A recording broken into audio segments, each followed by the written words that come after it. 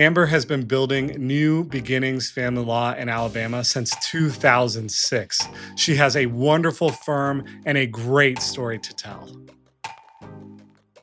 Welcome back to the Sterling Family Law Show, the podcast designed to help family attorneys build and grow the firm of their dreams. Today, we continue our owner-operator series, and we have Amber from Alabama, who runs an incredible firm, and she thinks about her firm like a factory, being able to get the right cogs in the machine in the right order so that she can fulfill on the services for her clients. She has an amazing interview, and I really hope you enjoy it. Amber, thank you so much for your time today. We are so excited to have you on the show. I have Jeff Hughes, who is the co-founder of our own family law firm, with us today as a special co-host. And Amber, if you could just introduce yourself and give us a little backstory on how you're able to start the firm that you're at today. Sure. First, let me thank you both for having me on today. I really appreciate it. I love sharing my story and learning about how other lawyers have grown their firms too. I'm the founder and CEO of New Beginnings Family Law. I initially opened the firm straight out of law school and passing the bar exam back in October of 2016. I'm sorry, 2006. October 2006. I passed the bar and I always want to do that at 16 instead of 2006. Anyway, so I started the firm in October of 2006, kind of straight out of law school. I knew I wanted to do family law, and I knew I wanted to do it in a way that was different than my limited experience in working in a family law firm while in law school. I knew that there just had to be a better way to do it. And where clients were not just, the thing to generate billable hours, but they were humans and they were people who had real lives and real experiences. And so that's why I opened the firm. Also, it was kind of out of necessity. I moved to a small town in North Alabama following graduation because I married my husband. And there were not many law firms hiring baby family law attorneys. I had one that interviewed me. Kind of gave me a really low ball offer, and I'm like, I think I can make that amount of money on my own without you. So I think I'll do that. So I come from a long line of entrepreneurial, spirited people. So it was just kind of out of necessity and a desire to just do what I do now. I do. It was actually an appointed juvenile little fella who'd gotten in trouble for keying a car. I agreed to take on appointed work. My siblings all grew up in a very different lifestyle than I did. The one closest to me is 15 years older than me. And so I had this heart for helping juvenile delinquents, really. And kids got kind of stuck in the foster system because my brothers and sister were in the foster care system growing up. We had the same parents, but just at different phases of life, So I had this little juvenile. He had keyed a bunch of cars, and he was, I swear, Miss Amber, I didn't do it. I didn't do it. His grandma swore he didn't do it.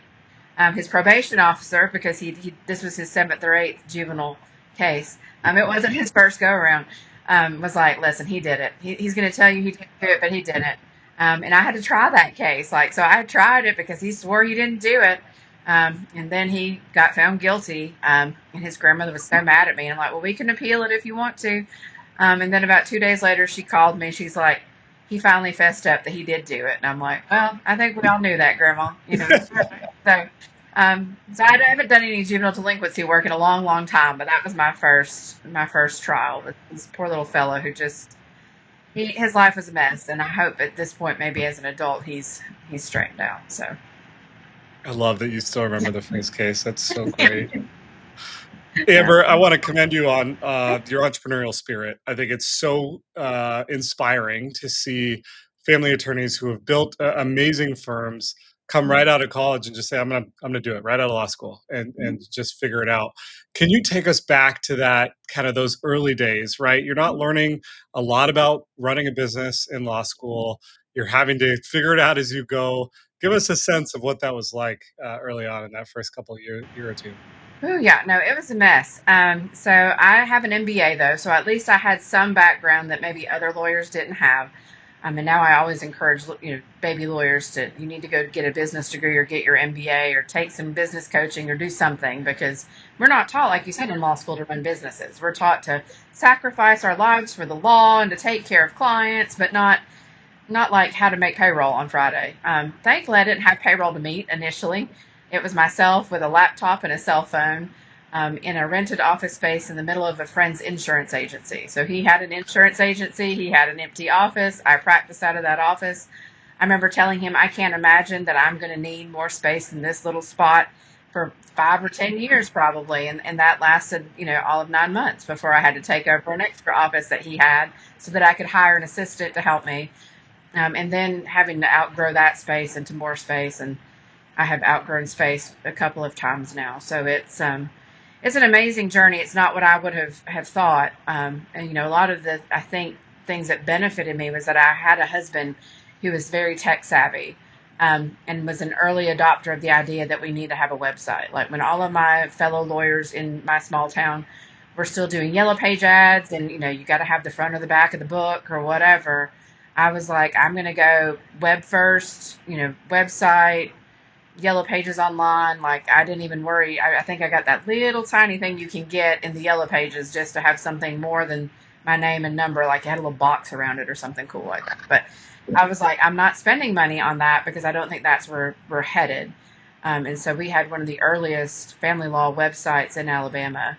And so our domain is now however many years old. It's 2025. So we're 19 years in almost to having that domain name in comparison to other other firms that were really slow to adopt that.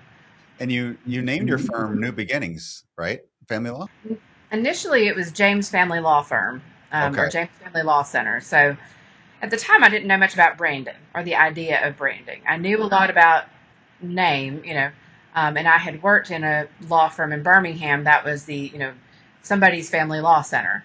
And I thought, well, that would be a great way. At least I will brand it as family law and I'll stick my name to it. So jamesfamilylaw.com is the initial domain we owned. And that was the name of the firm until about 2014. And then we changed it over to New Beginnings Family Law. Around that time frame. I want to say it was 2012 to 20. I want to say it's 2014 because I started working with a coach in 2012, and we started down the path of maybe you want to brand this as something other than your name, because people were confused too. They thought it was the James Family Law Firm, which was not what I intended. I intended it for me the James Family Law Firm.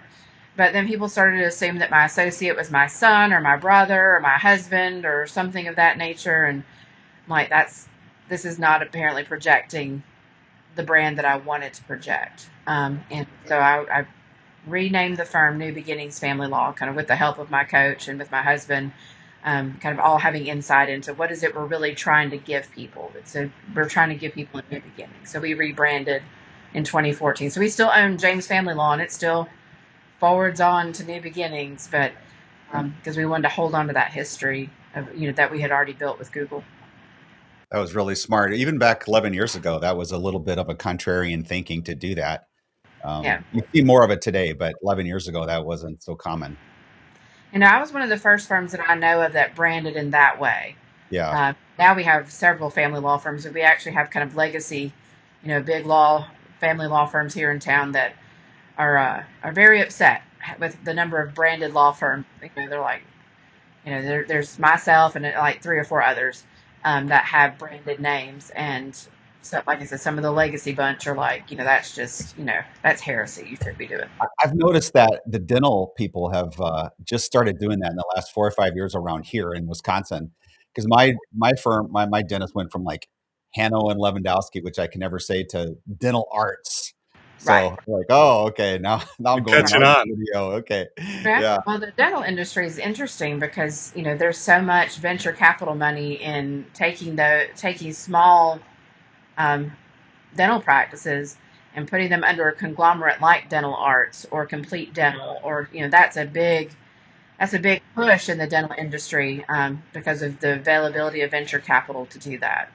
You hear a lot of stories that that's going to happen to law firms, and I think there's a lot of protectionism within the bar association to maybe stave that off for a while. yeah. There's a lot more lawyers in the state legislatures than there are in Yeah. the than there are dentists. So I Yes, think we're going to be holding on with that's like for sure. white grip of death for as long as we Yes, can to not allow yes, that. yeah, exactly. Oh, that's great. Amber, you mentioned having a coach.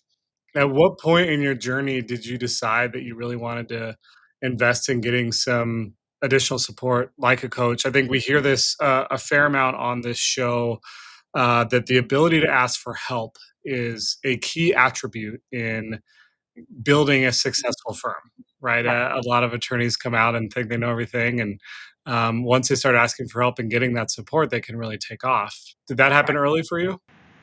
It happened about 6 years in. So in 2012, what we've noticed is that in every election year, our business grows.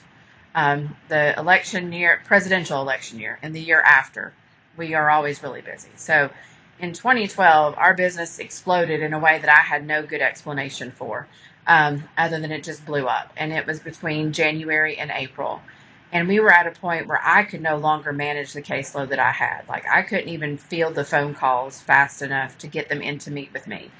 And I was still doing all my own bookkeeping because, I have an MBA. Like, I can figure this out. I don't need somebody else to bookkeep for me. I don't need, anyway, it was a mess. Because I had bought into that idea that a law firm wasn't a business, it was a law firm and it's special, and it's something different than a business. And so I ran across a coach, and he was holding a policy systems and procedures webinar or a seminar in person. And I was like, I think I need that. And I talked to my husband, who was still not working in the firm at the time. And he did a lot of operations in the business and supply chain in the business that he was working in. And he's like, no, I think you need these things. Like, I agree. Like, we need to spend the money and we need to do this. So we did that, which kind of started our coaching journey, which then started us on a trajectory to really grow our revenue and grow our team and focus on building a team that could do the things that I really didn't need to do. Like, why am I answering my own phone as Susie periodically when, it rings over? Like, why am I doing that? Why am I still doing my own bookkeeping? Like, why am I doing any of this? So, first bookkeeper, at however much an hour I was billing at the time. So that really was the impetus for us to start to delegate and grow systems and grow policies. And those are things you have to continue to iterate. So now we're in a phase of reiterating all of those policy systems and procedures because things have changed in the last, 13 years. The availability of AI and virtual assistants and doing things virtually like we are today. That wasn't really what you did in 2012, so you've got to look at those every, couple of years and make sure that they are up to date with what the reality of your world is now. And did that Amber, coach kind of help you see that lens, like give you that lens to look through? Yeah, it was painful in a lot of ways because he's very hard nosed, and just, why do you think you're special? Why do you think a law firm is a special thing? It's not. It's a business like any other. And I mean, it's almost like a break thing, I think, that happens to us in law school, that, we were brainwashed into believing that law firms are somehow special and they like normal businesses. So it took a while, but in that time frame of 2012 to 2015, we really saw a lot of growth, both in our team members and our revenue. And it's when we crossed the 7-figure barrier, and that kind of thing. So it was a huge shift and change. And we've moved coaches off and on based on need. Once we got to the level, then it became, I really had a need to build culture. And so we kind of shifted to a coach that helped us more with building culture and in the firm. And then now we have circled back to working with the first coach we worked with. So it's a cycle, but you've got to know what you need at the time. And at the time, I really needed somebody who was tough and who could push me on my misconceptions about the law and life and business and all those things. So my partner, Tony Carls, just released the actual blueprint of how we grew Sterling Lawyers from 0 to 17 million. His book is called The Waterfall Method. This isn't theory. This is our actual playbook that we still use today, every single day in our huddle. The link is in the show notes below if you want to get it. And if you order before the end of October, you will get free shipping. Amber, you dropped a term that I want to double tap on. You're talking about your husband and supply chain in the firm. Did I hear you say that right? yes, So yeah. how do you think about, I've never heard a lawyer describe that about her firm. So can you expand on that a little bit? Sure. So my husband worked for a large chemical company for 26 years, and he left there in 2020 and came to work in our firm. If you think about it, the way that you pipeline work or you workflow work is just like any other supply chain that you're working on in a big corporation. So, a corporation that makes a product has widgets that get, pieces and parts of widgets that get dropped off within the supply chain. And you've got to know when that's going to get delivered to this point, and then how much capacity do you have to deliver to this point. And that's how you decide how to hire. It's how you decide what new technology you might need, because you need to make X many widgets, and you have the supply of the pieces of the widget here. And the thing in between is all the people and the processes that produce that thing. So it's the same thing with law. So you have hours that need to be billed, or you have clients that need to be taken care of. And you've got to know along the chain to delivery of the work, do I have enough paralegals to actually produce the work that's coming through? Do I have enough just paper? I'm not a paperless office. If you could see, I mean, you can see some back there, but if you could see all of this in front of me, you would see we are not a paperless office. I don't know that I'll ever get there. You've got to have paper and binders and pens and notebooks and computers, and you've got to have some sort of predictive model that you can build that says, if I get this many more cases, I'm going to crash unless I have this many more people on my staff. And so then what kind of people do I need? So if we think about the production of legal services along like a supply chain, just like any other business, you can start predicting when you're going to need more people, what kind of people you're going to need, and what supplies you need, so that you don't end up in a just-in-time kind of situation where you've got all this work, but you don't have the people to produce it, and you don't have the supplies or the capacity to produce it. Yeah. Do you operate off of theory of constraints sort of framework in the firm? Does your husband talk about that? He doesn't really. He talks more about like Six Sigma and Okay. quality All and right. quality Yeah. assurance and ISO. Not that like if I heard how we don't have our processes and procedures up to ISO 9000 another time, Oh my like I'm goodness. like, Oh my. he's very That much is on trying to deep. get. He's like, I would like to get us ISO certified. I'm like, ooh, like now you're talking about a whole project that I don't have time for, but. Because I watched him do that at the company where he works. Like they Yeah. installed SAP, which is a very large Oh yeah. customer relations management business supply. Like you put everything in SAP, and just watched what a struggle it was to get that team to do that. I can't imagine just getting our little herd of cats to do Yeah. ISO 9000. Like What's your right now, CRM? What's your CRM that you use? we use Intaker and we use Clio. So we Oh, are people not quite ready to jump into Grow yet. Like we're just in Manage. We were actually going to go into what was, I guess it was Lexicata at the time before Clio bought it. We were planning to shift to using Lexicata, and then Clio bought it. And so we were like, oh, let's just wait and see what happens with that. And that was years ago. And I still don't know that Clio's quite baked out Grow in a way that I'm comfortable with. So we kind of piecemealed out a little more that I'm happy about, as far as the front end of intake and follow up. It's still real people heavy versus process heavy. And so we're working on some of that at the moment. But right now we're trying to build out some of the other things in Clio that I think would be really helpful to our team, like stages and task lists and we've been really blessed. We hired a paralegal manager last May who comes from the engineering world of trying to manage engineers. And so she and Kirk are both very process driven. They're very much implementers. I'm very much a visionary. If you think about like the Traction EOS system, I can 1,000 ideas of the things I want to do. But I'm not going to carry any of them over the finish line. Like it's going to yeah. take somebody else to do that. And so Love it. Kirk and Carol are those people for me. And so I'm really blessed to have both of them. Well, hearing you talk about your firm, there is no doubt as to why it's the size it is now and doing what it's doing, given how you look at the firm and how you break it down. So it's super impressive to hear you Okay. talk about it. Thank you. Could you let's dive into that a little bit more, because I think our listeners would be totally fascinated by the thought process as it relates to thinking about a family law firm like a factory. And I know, Jeff, you and Tony and Jeff Curlin on our side definitely have this kind of mindset as well. But Amber, if you could just give us the high level, like what are the metrics that you're looking at on a day-to-day or month by month basis? And then how are you leveraging those metrics to help inform the decisions you make at your firm?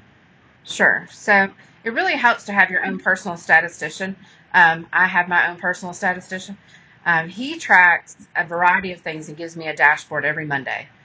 So by the end of the day today, I'll have this large dashboard that will tell me, the number of leads we've had, the number of consults, the amount of money we've collected for consults, the amount of revenue we collected, the amount of AR we've collected. I track everyone's billable hours. I track their realization rates. Um, you know, the number of hours we billed versus what we collected. As far as what What attorneys do you do, like to see on the realization? I'm curious, like, what's the percentage you'd like to see there? I really want to see. So it depends on the metric. So like right now, we're trying to get everybody's hours up. So we're working on figuring out where are the leaks in time. Do we really are we really as over capacity as it appears we are, or are we just not tracking all of our time? So we're implementing some AI programs to help us try to track time a little better and try to fix that, around that mindset.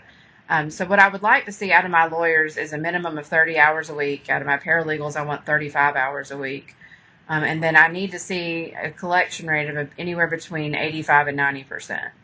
If we start getting below that, then our cash flow starts to struggle. So we know that we've got to get that number higher. I think family law is one of those really tough areas that if you don't stay on clients about supplementing their retainers, because I have yet to figure out a way to do high conflict litigation on a flat fee basis. If I could ever figure that, like I think that would be the Mhm. that would be the Well, I can help panacea you of with all my that. bills. Yeah, we do intensely high conflict divorces, and so you don't know like which direction this case is going to take.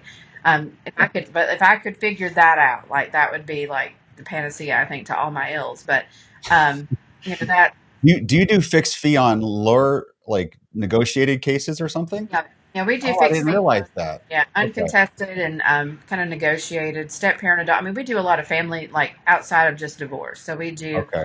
surrogacy and adoption. So we represent intended parents as well as carriers.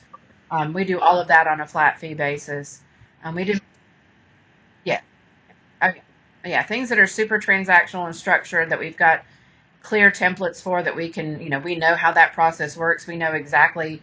That's one of the things we're tracking at the moment. Like one of our attorneys kind of gets outside the metric periodically, like this really should take you this long. So why is it taking you longer? And that's one of the things we track too. Like if we know that something should take 2.5 hours, but it's taking somebody 3.5 hours, we need to know why.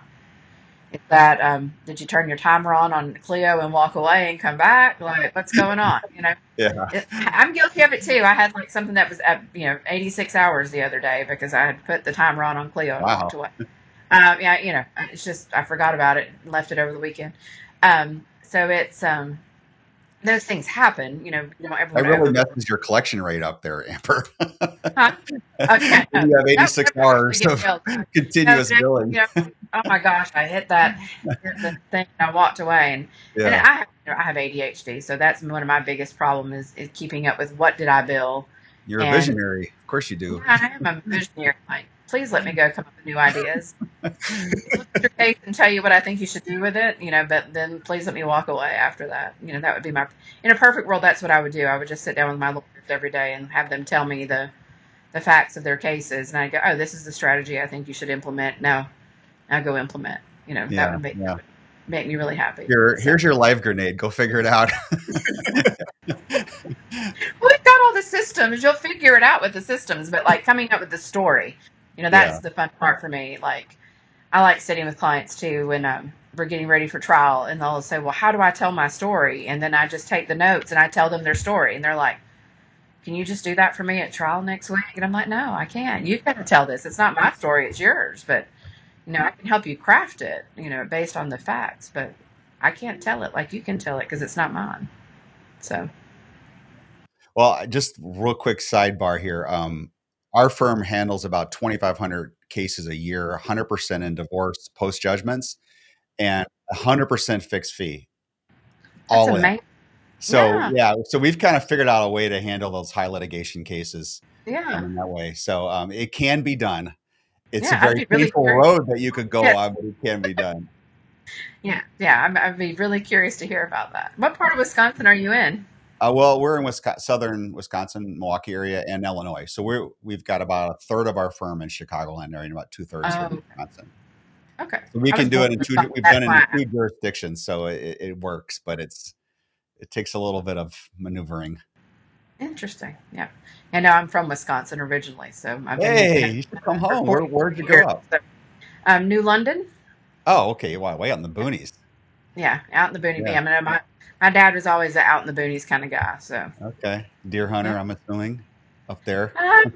Not really so much deer hunting. My dad's a fisherman or was a fisherman. He Oh, liked a lot. That was his ice fishing, and some of my memories as a kid is driving out on the ice in the car. oh So yeah. dad could open the window and we'd fish out of the window of the car. It was Uh, kind of That's I great. totally am a big time fisherman, but I draw the line at driving my truck on the ice. I just yeah. I have a Yeah, policy no, against my truck going in the water. yeah, no. Like thinking about it now, I'm like that was probably not the smartest thing my dad could have done. But it's like at the time, I just thought it was Every fun. year there's like 4 or 5 trucks in the state that like just go in. Like, oh man. And the cost to get them out, it's Oh exorbitant. So yeah, yeah, crazy.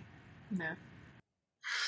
Amber, I'm so appreciative of this time and your story and your ability to grow your firm. I love the visualization of thinking about your firm like a factory, right? And putting all the components together.